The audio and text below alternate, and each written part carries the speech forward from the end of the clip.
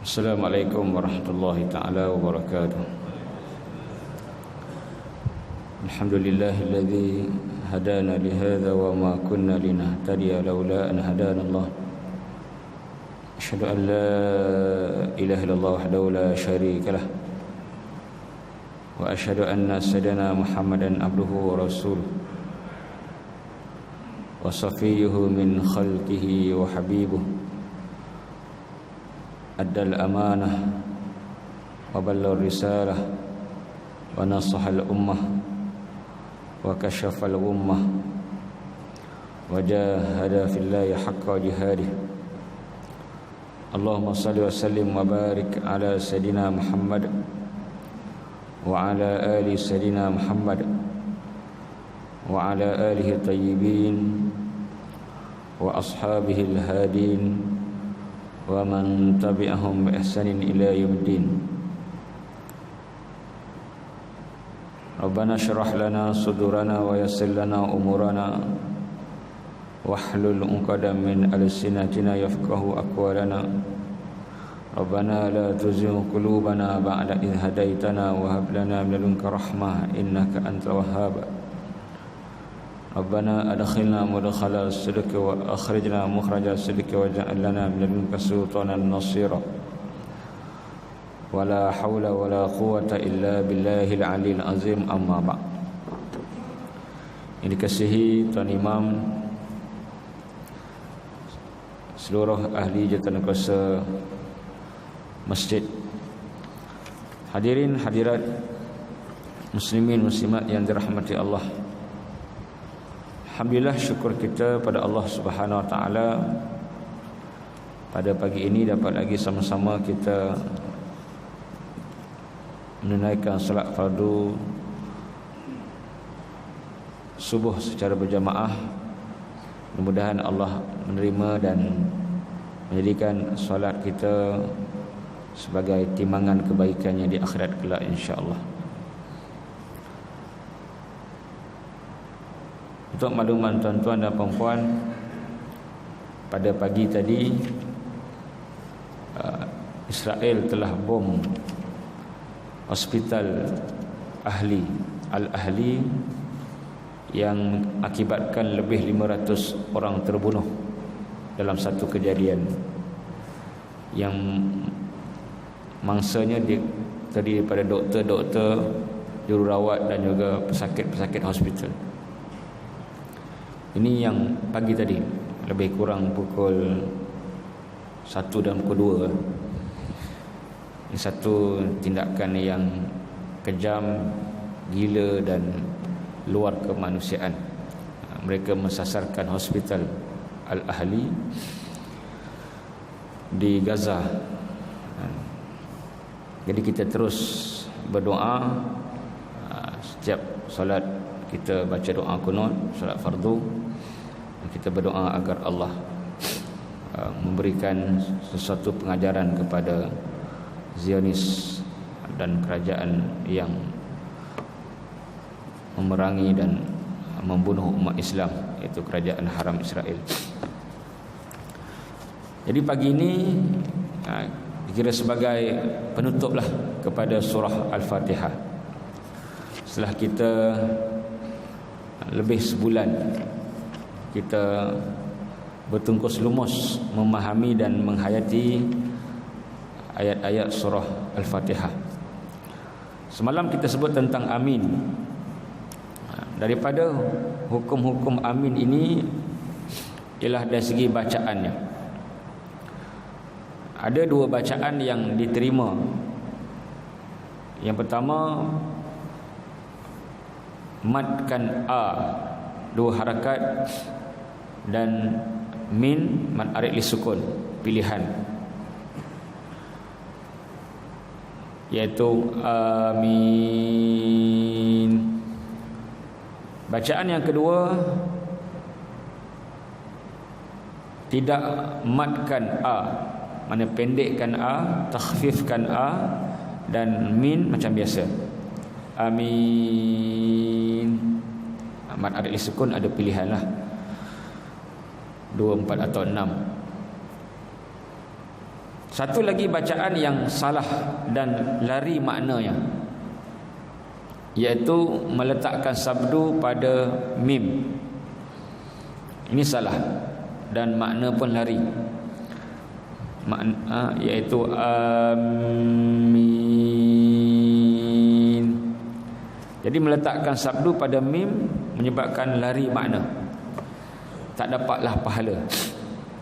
Mana amin ni maknanya qasidin, kami menuju ke arahmu. Kalau kita sebut dalam solat masih lagi sah, tapi dah tak ada makna amin, iaitu maknanya istajib, terimalah doa. Jadi kita pastikan tidak ada sabdu dalam amin tersebut. Kemudian yang kedua, sebagai penutup pada pagi ini, ialah tentang Bismillahirrahmanirrahim. Ada 3 pendapat. 3 pendapat, adakah ianya daripada surah Fatihah ataupun sebaliknya. Pendapat yang pertama dalam mazhab Syafi'i, Bismillahirrahmanirrahim adalah sebahagian daripada Fatihah. Berdasarkan beberapa hadis, antaranya hadis riwayat Ad-Daruqutni, Nabi SAW bersabda, "Iza qara'tumul alhamdulillahi rabbil alamin faqra'u bismillahirrahmanirrahim innaha ummul Qur'an wa ummul kitab wa sama'ul masani wa bismillahirrahmanirrahim ahadu ayatiha."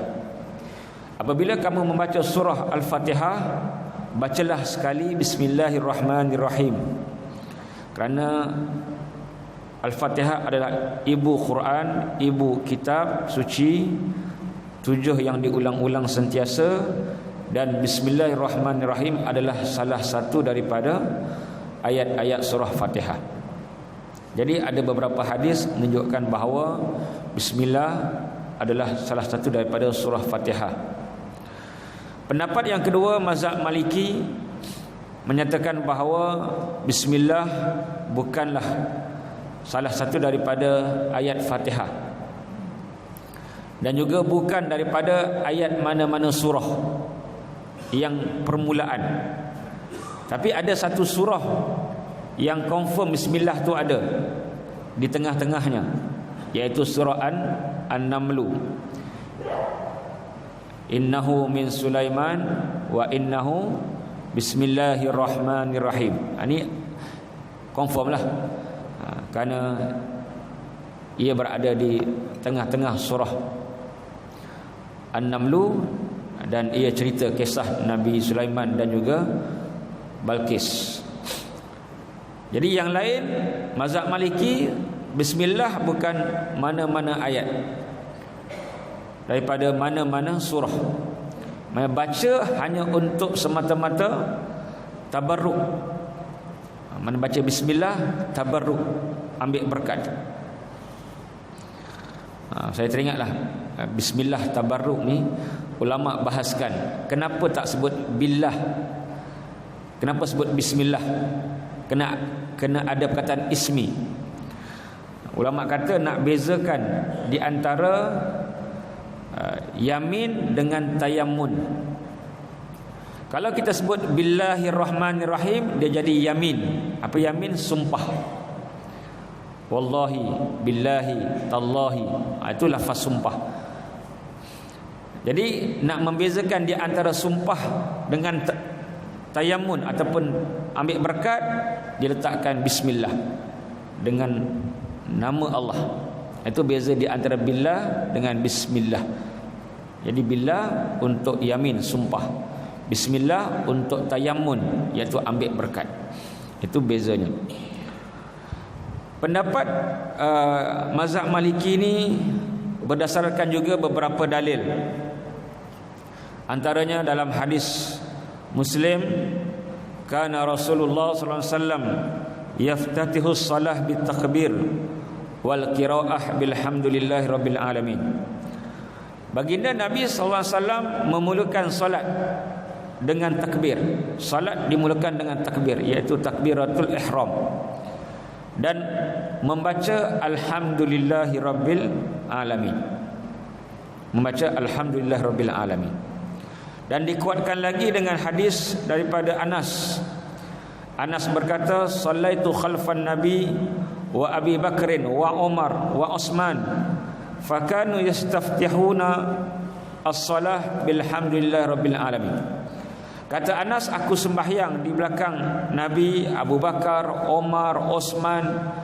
Mereka memulakan solat dengan alhamdulillahirabbil alamin. Jadi ini antara dalil dalam mazhab Maliki yang menyebut bahawa bismillah adalah bukan daripada mana-mana awal surah, dan ianya disertakan, disebut, dibaca untuk tabarruk, ambil berkat.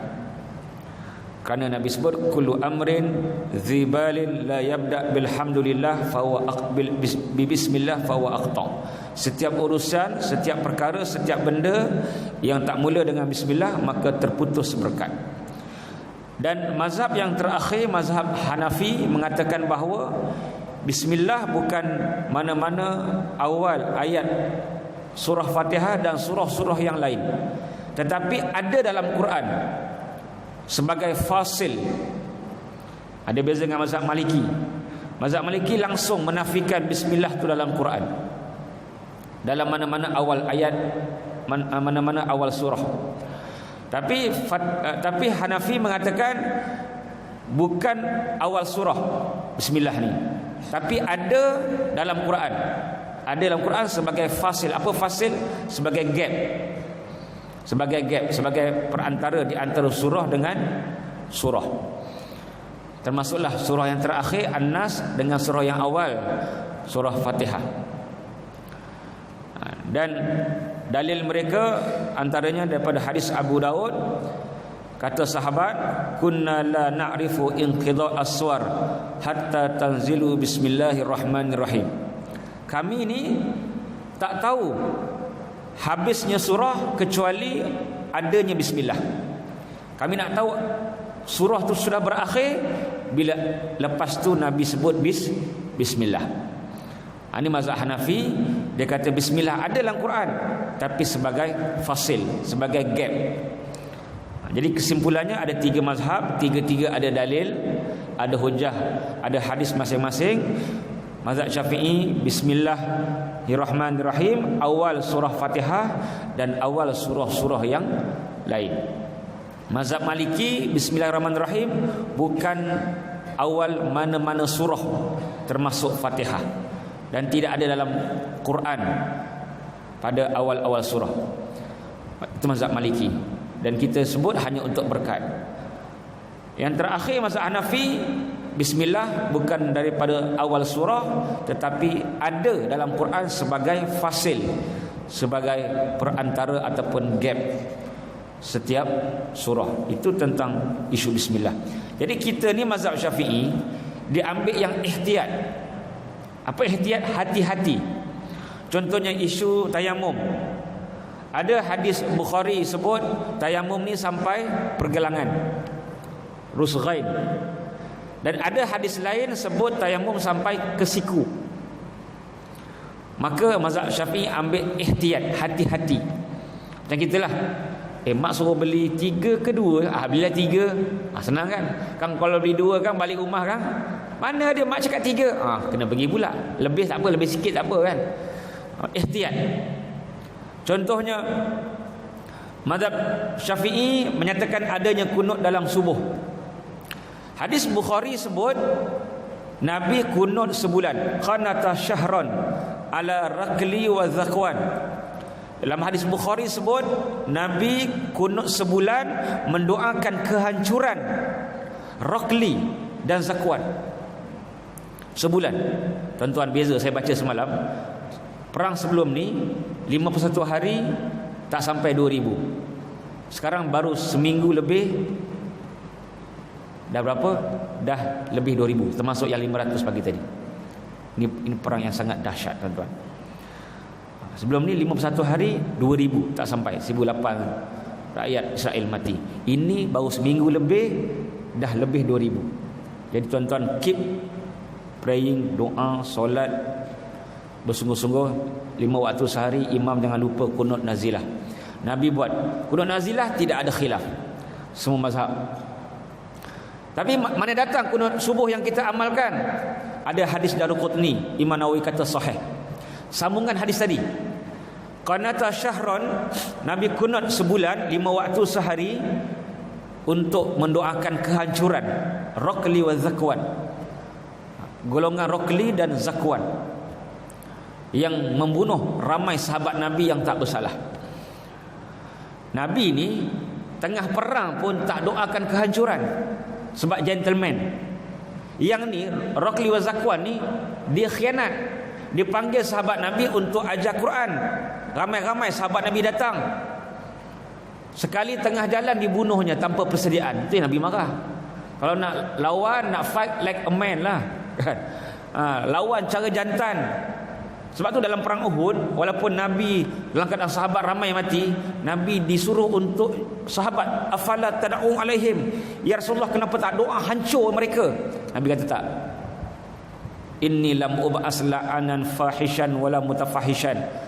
Nabi doa, Allahumma hdi qaumi fa innahum la ya'lamun. Ya Allah, berilah hidayah kepada kaumku kerana mereka tidak tahu. Maknanya Nabi tak gunakan doa untuk hancurkan umatnya, kaumnya, walaupun belum masuk Islam, dipanggil umat dakwah, walaupun dalam keadaan perang. Sebab itu perang cara jantan.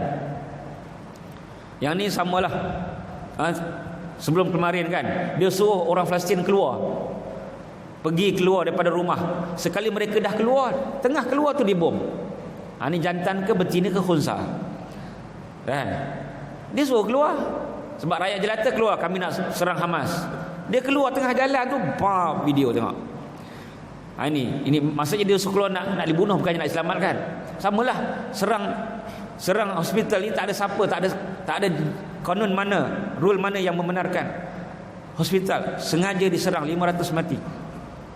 Jadi kalau orang yang serang secara betina, cara khunsa ni, kita kena doa. Nabi pun gentle kan. Secara jantan aku tak doa, kita lawan. Tapi yang ni memang tak tahulah apa perangai kan. Nak sebut dalam masjid pun tak sesuai kot. Perangai apa tak tahulah. Bapak setan ke apa benda ke kan. Jahat kan. Kita lihat sangat-sangat menakutkan. Jadi mazhab Syafi'i ambil mana kunut tadi, dia ada sambungan dalam hadis lain. Hadis sama, bersih Daruqutni, dia sambung, wa ammas subuhu fala yazalu yaqnud hatta faraqad dunya. Sambungan hadis tadi dalam hadis lain, adapun subuh Nabi terus kunut sehingga Nabi meninggal dunia. Yang ni kita pegang tu. Kita kunut subuh kerana ada hadis yang Imam Nawawi kata sahih dalam kitab Daruqutni. Dalam kitab hadis Sunan Daruqutni. Maknanya Imam Syafi'i ni memang gitu, dia akan ambil ihtiyat. Bila ada 3 hadis, 3 jenis hadis. Hadis yang kata bismillah tak ada dalam Fatihah, hadis yang kata bismillah ni sebagai gap antara surah, dan ada juga hadis yang menyatakan bismillah ni daripada Fatihah dan surah-surah lain. Maka Imam Syafi'i dia ambil yang ihtiyat, hati-hati. Ihtiyat lagi baik. Kita pun dalam banyak kerja kita banyak hati-hati. Walaupun kita tahu mungkin yang ni betul kot, tapi ada yang kata macam ni, kita ambil lebih tak apalah. Lebih baik lebih daripada kita ambil daripada kita ambil yang kita takut benda tu kurang daripada apa yang dituntut. Jadi yang terakhir untuk pagi ini ialah tentang juga khilaf di antara para ulama, adakah wajib baca Fatihah dalam solat ketika jadi ada 2, sebagai sembahyang seorang dan juga berjemaah. Sembahyang seorang 3 mazhab kata rukun. Mazhab Syafi'i, Maliki dan Hambali. Rukun solat. Tak ada Fatihah tak sah. La salata liman lam yaqra' bi Fatihatil kitab. Tak sah tak baca Fatihah. Mazhab Hanafi sahaja yang kata sah tak baca Fatihah. Sebab ada hadis yang Nabi tegur dia sembahyang tak ada tamanninah tu, dia sembahyang 3 kali. Nabi kata salli fa innaka lam tusalli, semayang balik, kau tak semayang. 3 kali dia ulang, 3 kali Nabi cakap benda yang sama. Akhirnya Nabi bagi satu panduan dia, kalau nak semayang iza qumta ila solah takbir faqra ma tayassara al-Quran, bacalah mana-mana Quran. Daripada hadis ni faqra ma tayassara min al-Quran inilah mazhab Hanafi ambil. Tak kisah mana-mana ayat pun, yang penting ayat Quran. Sah solat. Cuma bagi mazhab Syafi'i berdosa tak baca Fatihah walaupun sah. Dalam mazhab Syafi'i mazhab Hanafi berdosa tak baca Fatihah walaupun sah. Sebab dalam mazhab Hanafi dia ada 2. Beza di antara rukun dan wajib. Macam haji kan. Maknanya bagi dia Fatihah wajib tapi bukan rukun. Mana Fatihah bagi mazhab Hanafi wajib tapi bukan rukun. Maknanya tak baca sah tapi berdosa. Senang kata bacalah, senang kan. Yang kedua di belakang imam. Ini last. Di belakang imam adakah, ini banyak pergaduhan sesama kita kan. Di belakang imam adakah makmum wajib baca Fatihah? Ada 3 pendapat. Mazhab Syafi'i kata sembahyang sir, sembahyang jahar, sembahyang perlahan, sembahyang kuat, belakang imam wajib baca Fatihah. Ini mazhab Syafi'i. Kecuali masbuk lah, kalau dia dah last akhir tu baca mana yang sempat. Kerana Nabi sebutlah hadis la taqra'u khalfi illa bi Fatihatil kitab. Belakang aku jadi makmum jangan baca apa-apa kecuali surah Fatihah. Kerana tak sah tanpa surah Fatihah. Ini mazhab Syafi'i. Tak sah walaupun makmum sembahyang tanpa Fatihah. Mazhab yang kedua mazhab Maliki mengatakan bahawa kalau sembahyang jahar tak wajib baca. Sembahyang maghrib yang baca kuat, isyak dan subuh, rakaat pertama dan kedua, tak wajib baca, dengar aja. Sebab Allah kata wa idza quri'al Quran fastami'u, bila dibacakan Quran dengar. Sembahyang sir wajib baca. Ini mazhab Maliki, dia beza di antara sembahyang jahar dan sembahyang jahar kuat, sembahyang sir perlahan. Yang kuat tak wajib, yang perlahan wajib. Mazhab Hanafi paling senang. Sembahyang kuat ke sembahyang perlahan ke, kalau makmum tak wajib langsung. Tu yang kita, kalau kita pergi negara Arab kita baca orang sebelah tegur. Anta taqra Quran, imam yaqra kan. Dia bising kan. Dia tak meraihkan khilaf. Dia tak meraihkan khilaf. Dalam mazhab Hanafi memang langsung tak wajib ketika jadi makmum. Tak kira sembahyang perlahan atau kuat. Berbeza mazhab Maliki tadi kan. Kerana mereka kata al-imamu dhamin. Dalam hadis sebut imam ni jamin, garanti. Jadi semua bacaan makmum ditanggung oleh imam sepenuhnya. Ini mazhab Hanafi. Jadi itulah 3 mazhab. Kita mazhab Syafi'i, tak kira sembahyang perlahan ke, sembahyang kuat ke, kita ada hujah, kita ada dalil. Nabi larang sahabat baca surah ketika Nabi sedang baca, tapi Nabi kata Fatihah jangan tinggal, kerana tidak ada sembahyang tanpa membaca surah Al-Fatihah. Itu mazhab kita. Kita kena baca, kecuali kalau kita masbuk, kita baca mana yang sempat. Jadi cukup, tak tahulah berapa lama, sebulan lebih, dan kita esok kita sambung 5 ayat awal surah Al-Baqarah. A'udzubillahi minasyaitonir rajim. Bismillahirrahmanirrahim. Alhamdulillahirabbil alamin, wassalatu wassalamu ala sayyidil mursalin wa ala alihi washabbihi ajma'in. Allahumma inna nas'alukal huda wat tuqa wal afafa wal ghina. Rabbana ja'alna muqimis shalah wa min dhurriyyatina innaka sami'ud du'a. Allahumma harusna bi annaka allati la tanamu wa nafna bi allati la yuram. Allahumma salli islam al muslimin wa muslimin wa muslimin fi Palestin. Rabbana atina fid dunya hasanah wa fil akhirati hasanah wa qina adzabannar. Sallallahu alaihi wasallam Muhammadin nabiyyi wa ala alihi washabbihi ajma'in walhamdulillahi rabbil alamin. Assalamualaikum warahmatullahi wabarakatuh.